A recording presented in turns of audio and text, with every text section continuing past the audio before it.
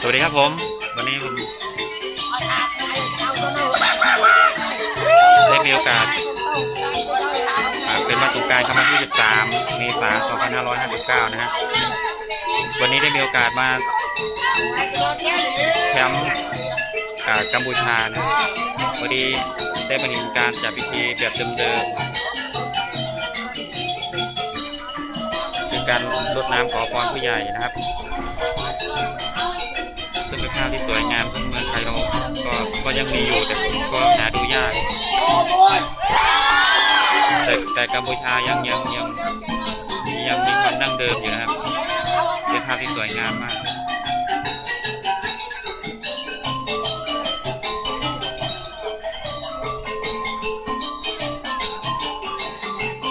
เป็นภาพที่หาดูได้ยากนะครับนี่เป็นชื่อยานทีนะครับเป็น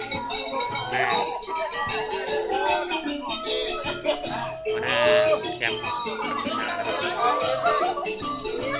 เป็นภาพที่สวยงาม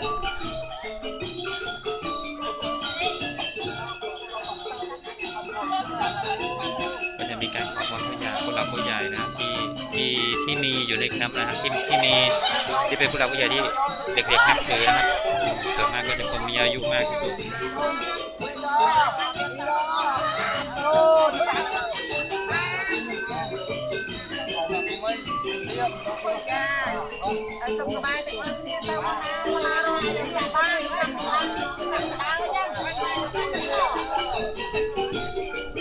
เต้นตานำโอนเลงอยู่เนี่ยโอ้หน่อยต้องนำพี่โชว์แล้ว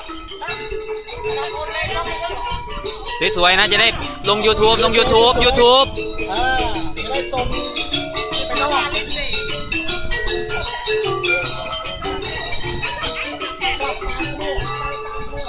เดี๋ยวน่าจะลง YouTube นะเดี๋ยวลง YouTube ให้เดี๋ยวลง YouTube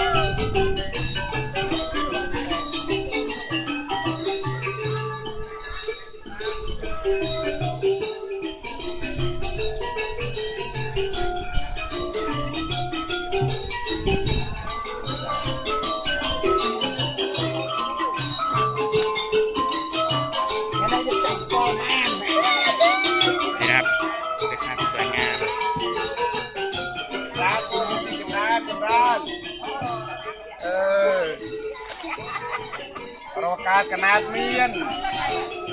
ประมาณสปาร์บ้าสปาร์อัดก็เคลียนเราสีสนุกสบายตาตนาเมียนตะกี้สลายจูจับกำลังมีจับได้ก่อนที่เข้ามาก็จะมีการส่งน้ำข้างก่อนเป็นน้ำผู้ใหญ่แรกเรียนดาว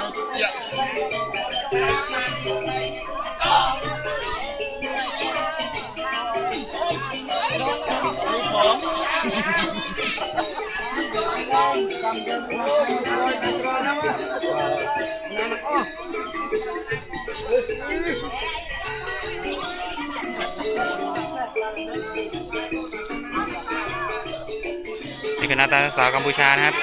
ก็น่ารักดี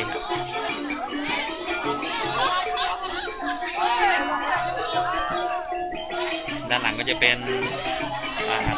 ไหว้ปู่ย่าตายายนะครับที่ร่วงรับไปแล้วให้ก็บอกกล่าวให้เหมือนในการบอกกล่าวที่เราให้กินกับข้าวอาหารนะครับก็มีผลไม้ละไม้หลายชนิดก็มีน้ำ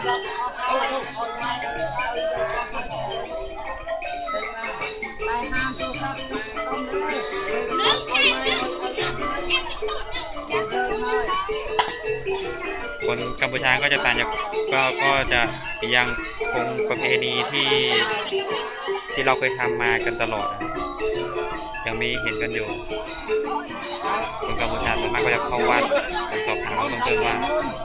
เวลามีงานเทศกาลอะไรก็จะเข้าวัดกันเยอะไม่ว่าจะเป็นหนุ่มๆสาวๆก็จะเข้าวัดสวยงามนะ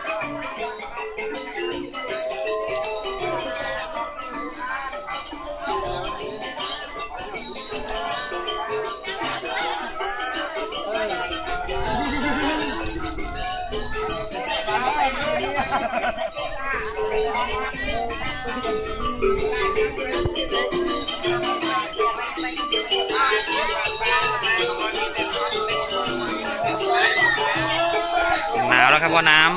น้ำที่เอามาลดเป็นน้ำแข็งนะใส่น้ำแข็งเรียบร้อยใส่น้ำแข็งไป3 กระสอบบรรยากาศก็ร่มรื่นเลยครับก็เย็นมีลมนิดหน่อยสบาย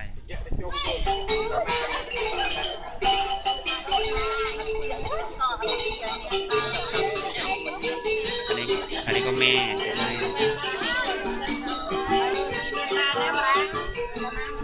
ตัวนามีสเต็กสเต็กร้านนู่นตัวนาโมนามีแต่เนี่ยเป็นไรเนี่ยอันนั้นก็มามีสเต็กมามีเบียนโคนมามีในนาพองไรมือบ้าคนกับไปเป็นเนี่ยสเต็กซา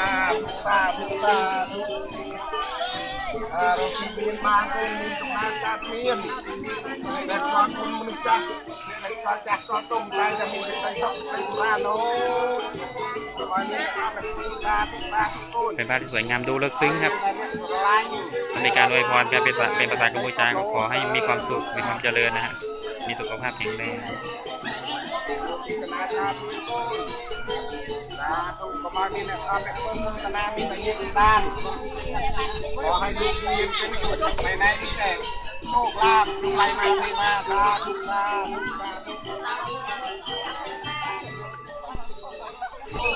เริ่มแล้วตอนนั้น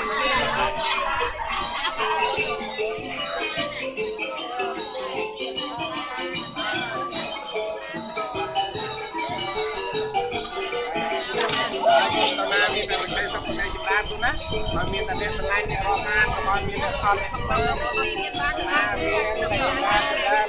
นมีแต่ลูกจำจะได้โน้ตเนี่ยสังเวียนอ๋อมีบ้านโน้นมันเป็นสังกัดเป็นเพี้ยนตัวจะร้านนะครับเป็นโน้ตเป็นเจ้าเก๋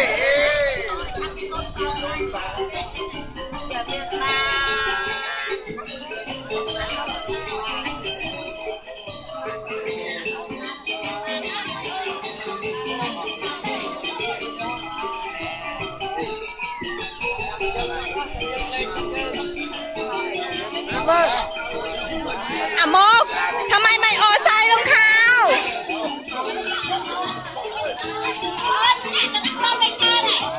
เอ้ยรวมรถเชิงไง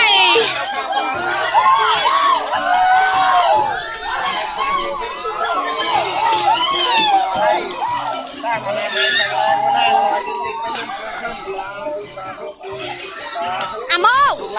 ทำไมไม่ออใส่รองเท้าก็บอกตั้งนานแล้ว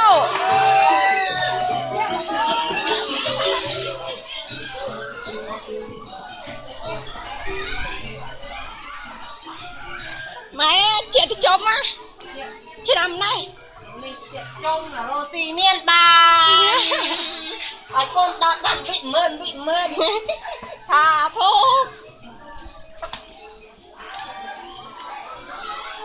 อันนี้ซอยตักเปรี้ยงแกก็ไปยังเลยnhư sao mà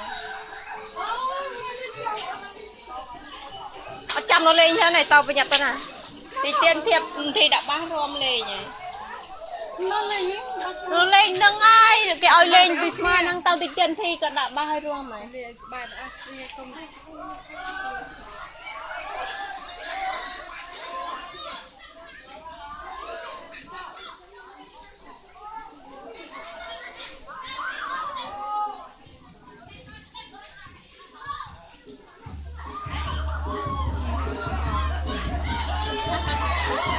hai trẻ khó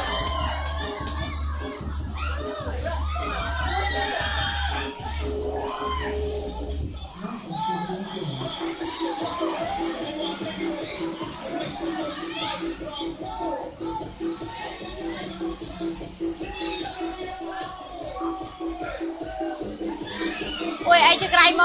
đầu chọc của chúng ngọc ai hiện là cái chết tức tao nè ngày đi mình đi cái thì mình đi đồ ngàn nhưng rồi cây trong mì lại bây không được đây biết là trong lấy nha trong na ta khai về sao pro màu ngày khai